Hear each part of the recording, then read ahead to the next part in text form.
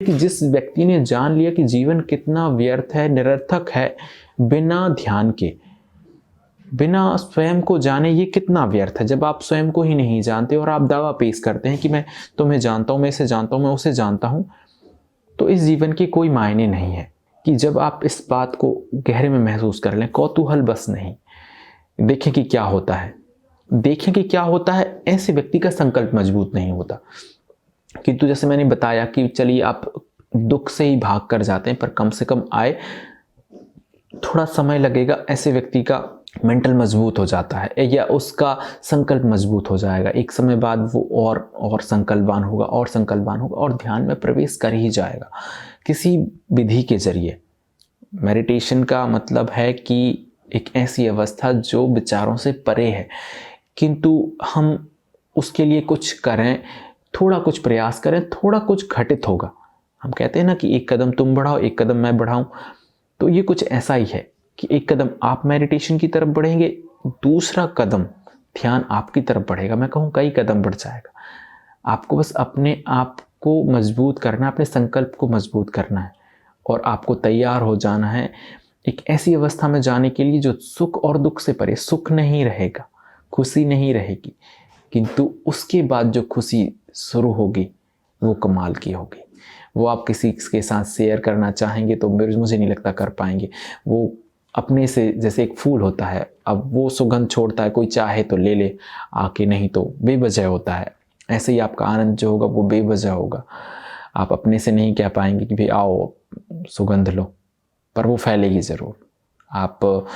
आपकी चेहरे पर जो मुस्कुराहट होगी वो आपके सेटिस्फेक्शन को, आपके सेल्फ नॉलेज को, आपके इनलाइटनेट होने की प्रक्रिया को दिखाएगी।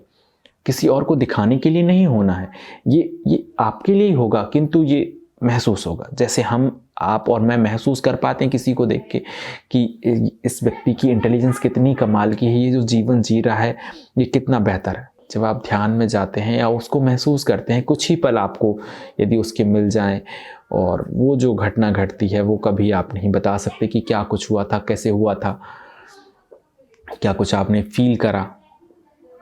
तो पहला था ध्यान की भूमिका, उसमें है कि आप ध्यान में नहीं जा पाते, नहीं प्रवेश करते। इसकी दो बड़ी वजह हैं। पहला है कि आप में संकल्प शक्ति का अभाव है, जिस संकल्प को हमें मजबूत करना है इस तरीके से।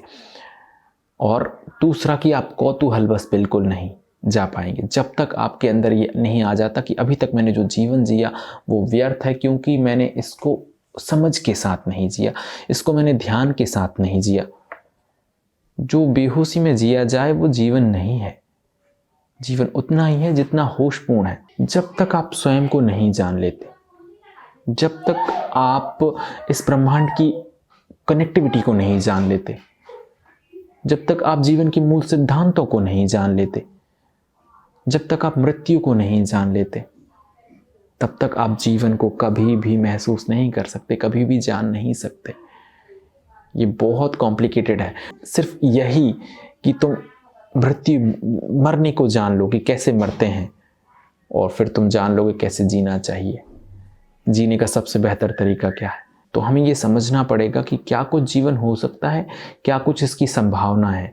ध्यान की भूमिका में मैं यही कहूँगा कि कौतूहल बस नहीं, मुझे नहीं पता कि ये आपके अंदर कब आएगा कि मुझे ध्यान में प्रवेश करना चाहिए। सिर्फ आप दुखी हैं इसलिए नहीं, या जानना चाहते हैं कि क्या होता है इसलिए नहीं, किंतु जब आपको जीवन की व्यर्थता महसूस होने लगे कि ऐसा जीवन जो बिना ध्यान के जिया जा रहा है जीने योग्य नहीं है।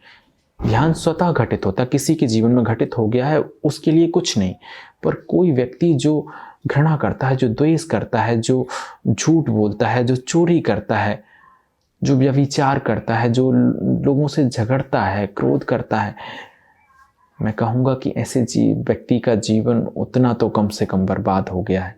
मैं ये नहीं कहता कि ये कुछ बुरा है, किंतु जब तक आपने इसको जाना नहीं कि क्रोध क्या है, घृणा क्या है, चोरी क्या है, हत्या क्या है, तब तक इसको जीना भी बेकार है। और जब आप इसको जान लेंगे तो ये छूटे ना छूटे ये अलग मैटर है, वो कोई ज़्यादा मायने नहीं रखता, किंतु इसको जानना जरूर। आप जो कुछ भी करते हैं उसको जानना जरूरी है। आप कैसे करते हैं, कैसे ये घटित होता है, क्यों हम घृणा करने लग जाते हैं, क्यों हम क्रोध करने लग जाते हैं, क्यों हम द्वेष करने लग जाते हैं, हम क्यों अपराधी बन जाते हैं, क्यों हम चुगली करते हैं, क्यों हम प्रतिस्पर्धा करने लग जाते हैं, जबकि प्रतिस्पर्धा तो जीवन का मूल नियम है ही नहीं। मैं कहता हूं ये तो एग्जिस्ट ही नहीं करती प्रतिस्पर्धा। प्रकृति में प्रतिस्पर्धा नहीं है। आप कभी पेड़ पौधों में नहीं देखेंगे, जीव जंतुओं में नहीं देखेंगे, वो कभी कुछ नहीं होना चाहते, किंतु हम होना चाहते हैं, हम पड़ोसी होना चाहते हैं। फिर हमारा पड़ोसी पड़ोसी का पड़ोसी होना चाहता है कि मैं उसकी तरह हो जाऊं, वो किसी और की तरह होना चाहता है, कोई किसी और की तरह होना चाहता है। हम नहीं होना चाहते, हम जो हैं। ध्यान आपको आप होना सिखाएगा, आपको बताएगा कि आप जो हैं परिपूर्ण हैं, और आप जो हो सकते हैं आप बिल्कुल वैसे हैं, आपको और कुछ होने की ज़रूरत नहीं है। इसको समझने में सहयोग करेगा। जैसे ही आप इसमें उतरेंगे, मैं बस कुछ चीज़ें मेरे आप चेहरे से समझ सकते हैं, वो बयान नहीं हो सकती, कोई बयान नहीं कर सका है। बुद्ध सारा जीवन बोले, उन्होंने कभी नहीं बता पाए कि वो क्या बताना चाहते थे, किंतु उन्होंने उनके बताने से किसी में कुछ घटित हो गया और वो उस रास्ते पर निकल पड़ा कि वो जो बुद्ध को महसूस हुआ है, जो बुद्ध ने जिया, वो जो बुद्ध ने जाना, वो मैं भी जानूं। सिर्फ कौतूहल बस नहीं कि जाने क्या होता है, वो जानना जरूरी है। यही जीवन है। वो जानने के बाद ही जीवन शुरू होता है और मृत्यु शुरू होती है, दोनों एक साथ। वो जानने के बाद आप मर जाते हैं, किंतु वो जानने के बाद ही आप पैदा होते हैं। वहाँ जन्म और मृत्यु पैरेलल हो जाती है, एक साथ चलने लगती है। अभी भी चल रही है। जब हम पैदा हुए तब से हमारी मौत चालू हो चुकी है, मरने का समय। किंतु वहाँ उसी बिंदु पर हम पहुँच जाते हैं जहाँ कोई एक्सपेक्टेशन नहीं, कोई किसी से चाहत नहीं, अनंत प्रेम हमारे अंदर, अनंत करुणा, अनंत क्षमा और बहुत गहरा स्नेह।